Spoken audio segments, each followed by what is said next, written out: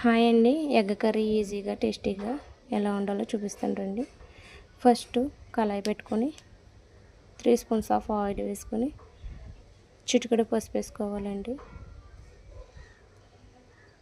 Boil చేసుకున్న eggs peel తీసేసి పక్కన పెట్టుకోవాలండి. ఈ ఆయిల్లో ఎగ్స్ వేసి బాగా ఫ్రై చేయాలండి. ఎగ్స్ని బాగా ఫ్రై అవుతే టేస్టీగా ఉంటాయండి. ఎగ్స్ కర్రీ చాలా టేస్టీగా ఉంటుంది. ఫ్రై చేసిన ఎగ్స్ని వన్ సైడ్ పెట్టుకోవాలండి. వన్ సైడ్ పెట్టుకున్నాక కట్ చేసుకున్న ఆనియన్స్ని ఆయిల్లో వేసి చిటికెడు పసుపు సరిపడంత సాల్ట్ వేసుకుని ఆనియన్స్ బాగా ఫ్రై అవనివ్వాలండి. బ్రౌన్ కలర్ వచ్చేంత వరకు ఆనియన్స్ ఫ్రై చేయాలండి. బాగా ఆనియన్స్ ఫ్రై అయిన తర్వాత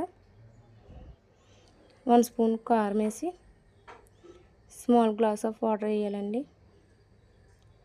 బాగా మగ్గనివ్వాలి. వాటర్ వేసాక ఎగ్స్ వేసుకోవాలండి.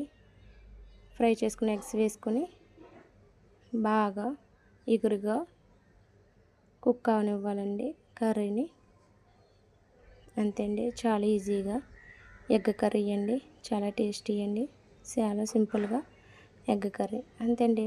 Please like and subscribe. Thank you.